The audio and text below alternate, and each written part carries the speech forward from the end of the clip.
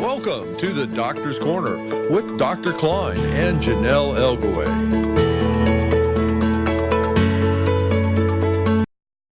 JONELLE, JONELLE.LGAWAY at CAW360.com. If you'd like to call in with questions this evening, please stay on topic. Our studio line is 415-403-2715. Before we get into tonight's show, welcome, Dr. KLINE. How are you this evening? I couldn't be better. That's good to hear. Is there anything newsworthy that has occurred recently that you'd like to share with us all? It's political, actually. The Supreme Court decided they did not want to intervene with political gerrymandering. And that was a wise decision because the state Supreme Court in North Carolina said that the gerrymandering done was unconstitutional and they need to fix it. Now, why am I talking about politics? Well, I'm sorry, the people in the legislature currently will not allow Medicaid in this state, which will not provide people with medications, which will not provide people with pain medications for their painful rare diseases. So I think that's great.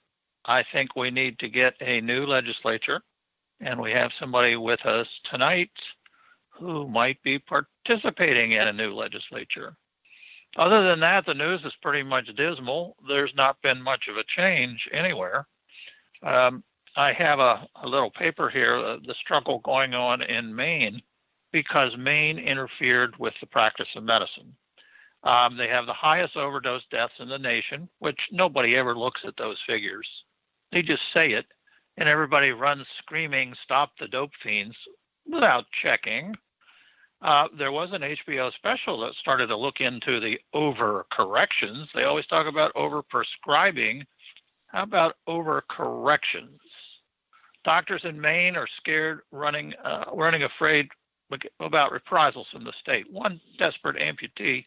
Are you ready? How many doctors did he call before he found one who would treat him? 57. There's not going to be any doctors in the United States left to treat people with rare painful diseases. And that's because legislators are playing doctor. And you know, when you play doctor, you write things down and you say, okay, here's how we're going to do it. That's not the way it works in medicine. And more importantly, this thing about safe prescribing, I don't know what safe prescribing is. When I give medicines to people, I do it in a safe manner, which is adhering to dosage limits if there are any, or in the case of insulin and pain medicine, going up slowly, looking up side effects and discussing them with the patients. They're struggling with palliative care. They still don't get it. I wrote a little article, not that everybody has to read it, but palliative care is real simple. You got a rare painful disease. You can't treat it. You can't cure it. So what do all doctors do for the past 5,000 years? They take care of the pain. And we've had pain medicine since Mesopotamia 5,000 years ago. And you know what? It works. I read an article the other day that says, oh, well, maybe these pain medicines do work, but just a little bit. So I did a Twitter poll, and I said, okay, how many of you feel your pain medicines have worked a little bit, medium, or a lot? 10% said they worked a little bit, and 85% said they worked great. So, they do these studies, and they publish them, and they're all biased because, why are they biased? They're biased because people are afraid of becoming addicted. Something that only occurs in 2 or 3 people per 1,000, because they're told to be afraid, and because news reporters do not ask questions like, where did this 100 milligram thing come from? The FDA says you can treat with opiate pain medicine to any milligrams you want. You just go slowly and you work physicians for reduction of opioid prescribing. This is where it came from. And it went to the FDA in 2012 as a proposed limit. And the FDA said, nonsense. This is you can't limit these drugs. You haven't presented any information. And here it is, a few months ago, 100 MME right in this paper about the struggles going on in Maine.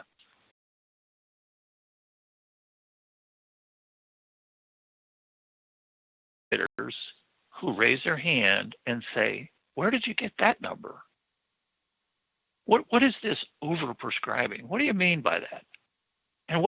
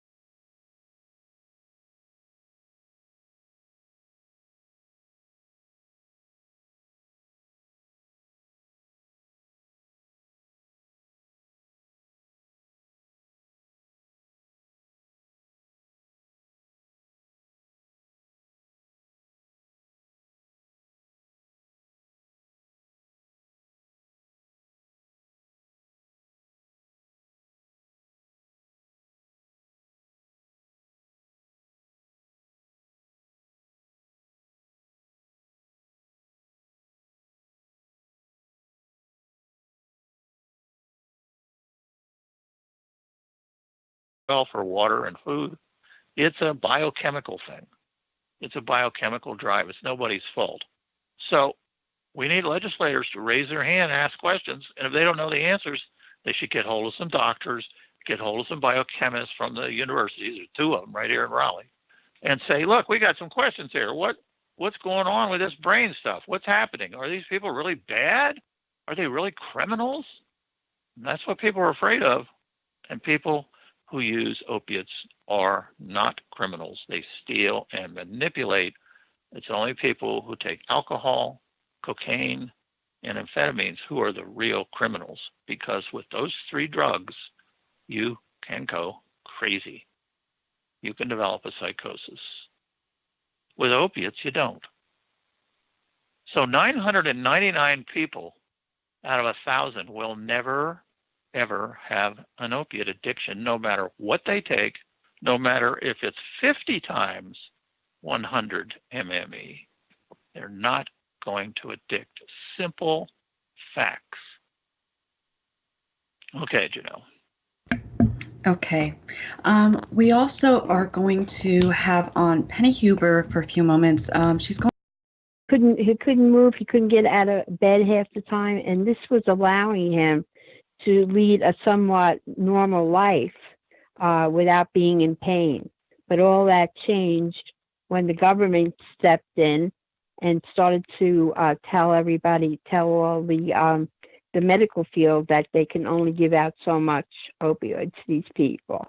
And it's just, I'm doing this in his memory because I want to carry the torch. I want to try and help people, and I want to get the message out that we have to do something, like you said, with the people in the government, our representatives, our congressional people.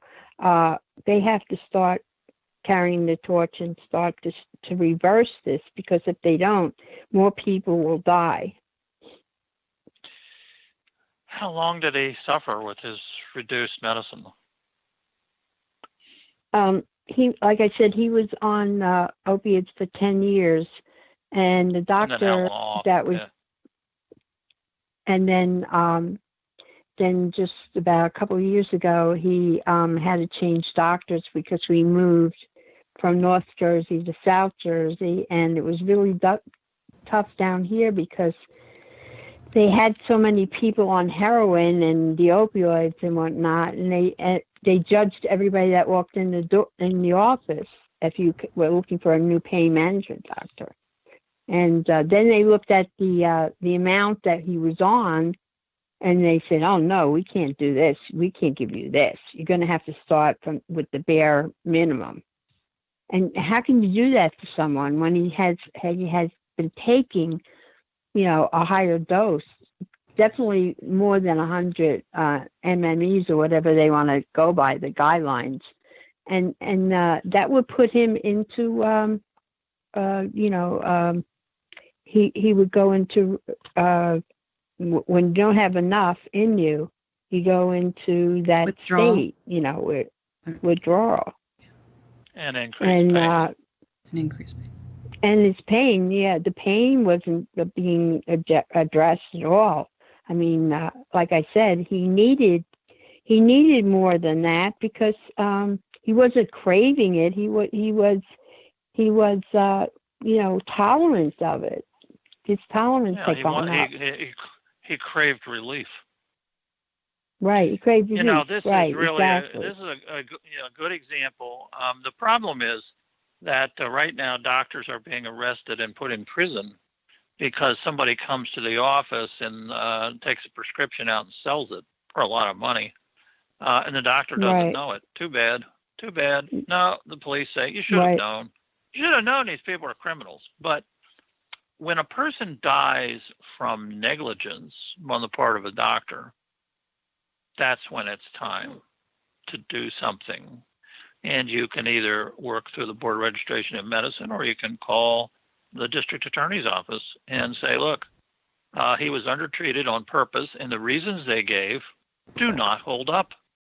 Was morphine sulfate and the oxycodone 50 milligram. And Doug had asked him, well, I was taking OxyContin. He says, oh, no, I don't prescribe that. He says, how do I know you're not selling them? Can you imagine How do that? you know he isn't going to go out in the parking lot and steal his car? That's really horrible. Because you see, this is the kind of stuff, if they brought the doctor up on the stand, they would say, how come you undertreated him? Isn't undertreatment always negligent?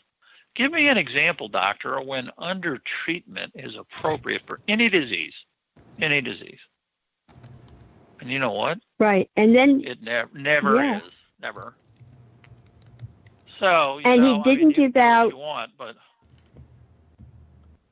go ahead.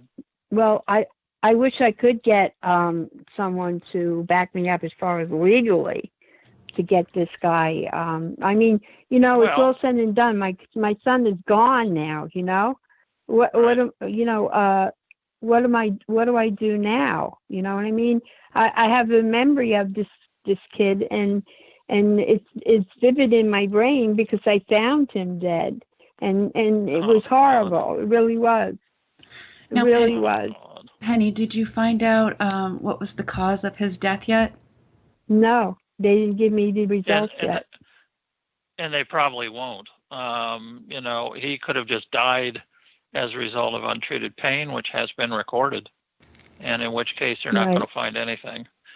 Sadly, these medical examiners put down overdose secondary to drugs, Right. So hopefully that won't happen, but it's very hard to do anything about it. But, you can call the district attorney. They're usually in each county, and say, what? People have talked to me, and they said, I should at least run this by you. Because it looks to me like this doctor did things he cannot defend. And he can't. You can't find anything anywhere in a medical book or journal that says you're supposed to give tiny amounts of opiates out of fear. Opiates are like insulin. You give as much as you need to. I mean, I've had patients on 20 units of insulin and 200 units. You give it the medicine until it works. And that's what the FDA has always said. And the FDA is in charge of prescription drugs, not the CDC, not the state, nobody. Right. Just the FDA in Washington. You want to hear this, doctor? You want to hear this? My son wrote to the CDC, okay, and told them about his depression and his anxiety as a result of not getting his medical needs met, his meds met. They wrote back to him and said, well, maybe you should have a few drinks once in a while for your anxiety. Oh, Lord, save that. Save that. Yeah, I don't think I'm that telling you. it's kind of like doctors need to go back to medical school and they have a course called PAIN. Because I think doctors have forgotten just how awful it is. You know, it's funny. Today I pulled a tendon in my knee, and every time I took a step, it hurt. And I thought, buck up, kid. This is nothing, you know. But it was really awful, and it lasted for over an hour. You know, good Lord. You know, I don't think that people understand what it's like to be in severe pain all the time. Lying in bed, I took care of a young person the other day. She had such severe pain, nobody wanted to treat it because they couldn't figure out what it was. She was so sick. Here she was, 18 years old. She couldn't take a shower for 2 weeks. Yeah. Now, I what would a believe it. doctor say to that? You know, what would a doctor say to that? Oh, she's faking? Or she doesn't like showers? I mean, you know, at that point, one of my people who tweets says, you just leap over the desk and dislocate the shoulder of the doctor and then say, you know, try a little Tai Chi. You know, that'll work great. It's really kind of amazing. This is the first time in the history of medicine, I think, that healers, no matter what they are ignoring people in pain, thinking it's somehow going to harm the doctor if they give them medicines, because then the person will turn into a dope fiend and come back and kill the doctor. I mean, this is what's running through people's minds. And in fact, people on heroin and marijuana have the lowest rate of crime. Crime occurs with, as we know, but doing something, I think, as you're talking right now, is kind of the responsibility, you know, that we all have to try to fix this. You know, he was murdered, as far as I'm concerned, by the government. And these ignoramuses in the CDC who don't even have the right to say anything, all coming down from the PROP group, which is the Physicians for Responsible Opioid Prescribing. They're the ones behind this. And they infiltrated the CDC. Half the guideline writers were members of PROP. They've got a PROP member at CDC who's the one who announces the epidemic. You know, we looked at the numbers the other day. You know, from year to year, there's an increase of 1 person per 100,000, which is really teeny, of the overdose deaths every year for the past 12 years. There's no epidemic. It's fake. It's a fake epidemic. I know that. It's a fake epidemic. It's not even a real epidemic, but you read in the paper every day that we're fighting the epidemic, fighting the crisis. Nobody ever asks. Nobody ever. Well, the media. The media. Yeah, the media throws us under the bus. The media throws us under the bus. You know. You know, we got into the Vietnam War based on the Gulf of Tonkin, which supposedly somebody, the North Vietnamese, shot up one of our ships. It was a lie. It was a lie, but they voted in the Senate 99-1 to go to war. So they went to war in Vietnam over a lie. And they knew it was a lie. Stand up before all of us and tell us why they were doing this. Exactly. They need to be made accountable for it. Exactly. Somebody really needs to hold them accountable. I will light a candle for you, and Janelle will give you my email address. And if you need to chat, I'm always available. Okay. Thank you, Doctor. Thank you, Penny, so much for coming on, and I'm so sorry for your loss. Thank you, Janelle, and I'll be talking to you soon, I hope. Okay, that sounds great. Have a good evening. Good night, guys. Good night. Good night. All righty. Well, we also have Jeff Scott on with us here. Jeff, welcome to the Doctor's Corner. How are you doing this evening? Thank you. I'm obviously feeling a little sad at the moment, hearing about Doug's plight, but I appreciate the opportunity to be here and speak with the doctor and learn from him and talk a little bit about my own campaign. So you are running for you're a Libertarian candidate, running for U.S. Congress in North Carolina in District 9, correct? That's correct. Excuse me. That's a federal office. It's not a state office. Okay. And the election Okay, and where's it's in the ninth district, which is eight counties. It's part of Mecklenburg, part of Cumberland, but it goes out through. The population's concentrated in Union County, but it goes to Anson, Richmond, Robeson, Bladen, Scotland. In 2018, in October, and here we are. There's so much abuse that I can sense from the people who I read. It's pretty mind-boggling, and I haven't tuned into it in the sense that I put it as part of my platform, but I just want to say that one of the key themes of my campaign has been anti-war. I'm the peace candidate, and one of the I was listening to Dr. Jeffrey Singer today talk a little bit about what's going on in what they did in Portugal. They took a very pragmatic position. They just figured they lost, nothing else has worked. Let's not treat this as a moral problem like a lot of Americans still seem to do. Let's go ahead and try something different. And I think that the same thing that is at work with our expansion around the globe and our willingness to go into other countries, whether it's Vietnam or Iraq, and try to change their regime, try to occupy their countries. I think that same sort of arrogance is at work here domestically. So that's my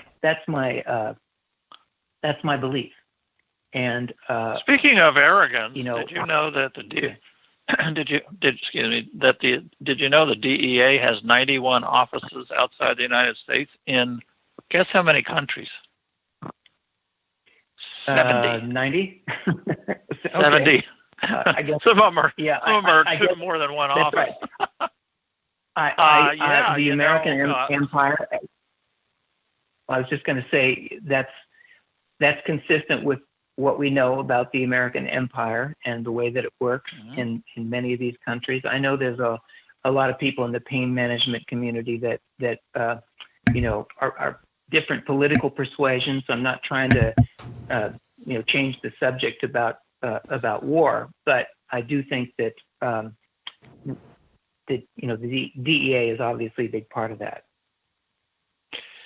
Just a canister of pills. And so they would be required to give them a ride to the nearest hospital or emergency room. So I remember, feeling the pinch of these costs and thinking, next time I'm just going to walk down to the hospital. This is terrible. Jeff, do you know of any legislators or others, other politicians that are open to these ideas of supporting doctors and patients dealing with pain that you could work with once you are voted in?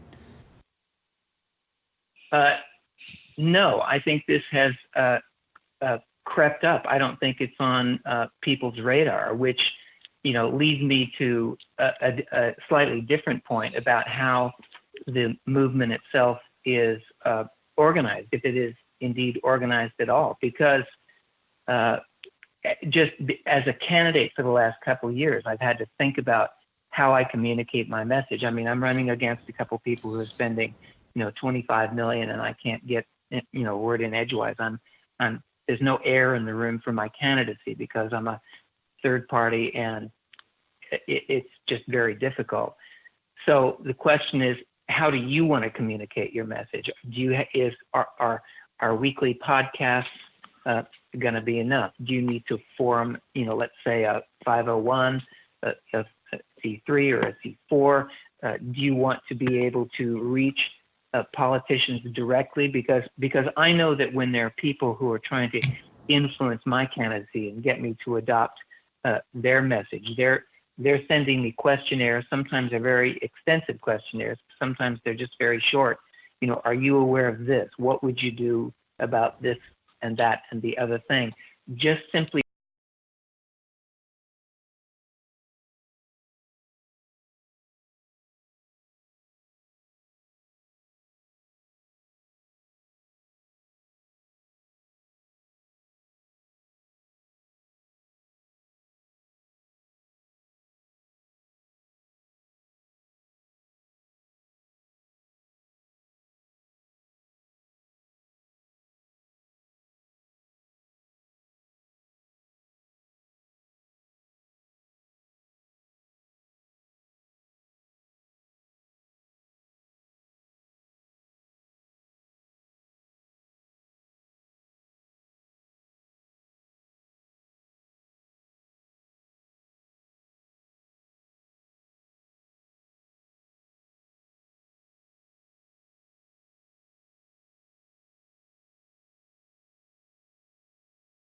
to inform them. Now they're gonna answer stuff like that. Of course, the mother's milk of politics is money.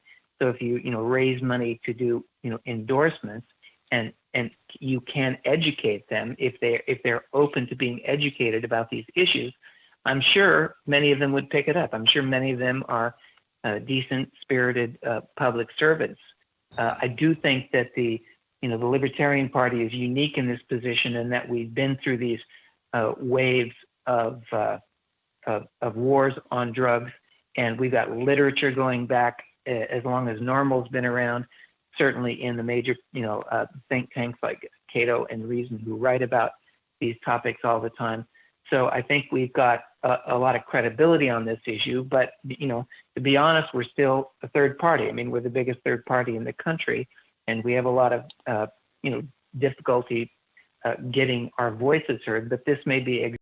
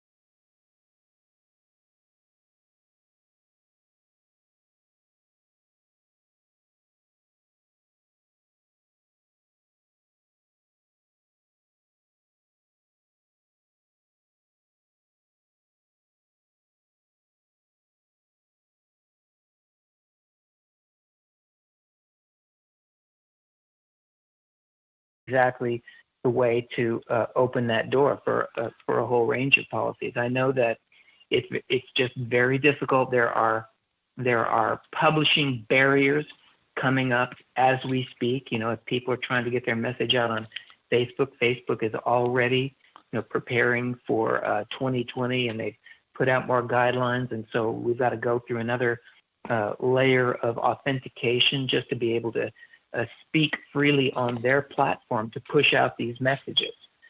So if you back, you have to find, it is you're very in a very competitive position, and chances of winning are pretty small, as you know, and so you've have to have a different approach. You can't stop people on the street with your message because they're not on the street. They're home in pain. So it's a niche issue, and I really think that if somebody embraced it, they would do good. And just before we go, I was going to present this at the beginning with our news stories. New Jersey emergency room is ending the use of opioid painkillers. Yeah. Might as well go back to the caveman. Smear some garlic on you. So that's how bad it's gotten, Scott. This is horrible. This is not smells from pig farms. These are human beings that are dying and whose lives are totally ruined out of interference with a doctor-patient relationship. Right. And I think it's, I don't think we can put the blame just on the bureaucrats, because I think there's a lot of people out there who believe that, addiction and dependency is some kind of, moral problem. They're concerned about their kids getting high. Yep. They're not willing to talk about the side effects, the historical side effects of this prohibition. And I think of prohibition as just, it's a control over the production and then the distribution through prescription of doctors. Yeah. That is just that's what's going on. A lot of people do. Yeah. A lot of people do refer to this as prohibition because that's what they're trying to do. It's an extreme thing. I've been doing this 40 years, and I can tell you this is really extreme. Well, it was very nice talking with you, and hopefully you'll be successful. Hopefully you'll be successful in your election.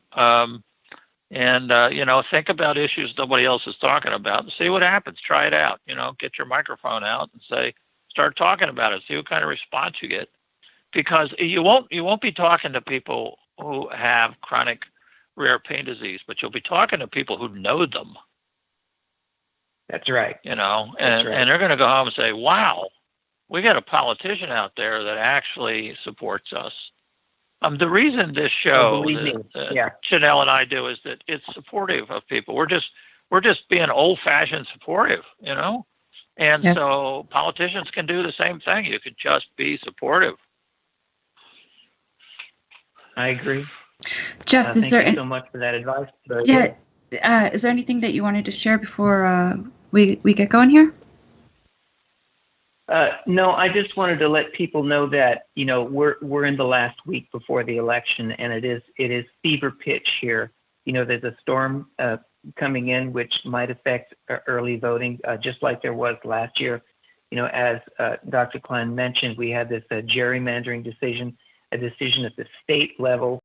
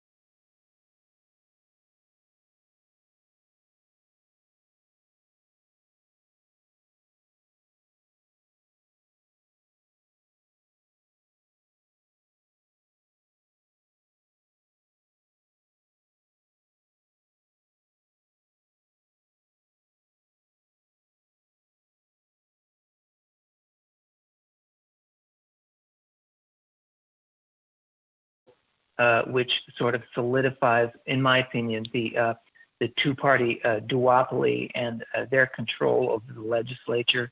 So they're going to be redrawing the district. The district I'm running in is going to be redrawn probably within a couple of months. The president and the vice. All right. Well, thank you, Jeff, so much for coming on. We appreciate it. Good luck. Thank you. Thank you both. Good night, Jeff. All right, Dr. KLINE. Well, is there anything else that you want to say? Scott, I'm sorry. Yeah. Scott. Yeah, that's what happens when you get older, and you eat too many donuts. That's right. Start forgetting people's names. All right, Gracie. All righty. Well, we're going to wrap up here. Just a quick reminder, the rundown for the rest of the week. Tomorrow, 8 p.m. Eastern Standard Time is Keeping You in the Family with Dr. Margaret Aranda on the topic of sex hormones. And Sunday, DPP Rally Talk Show with Claudia is canceled for this week. A big thank you to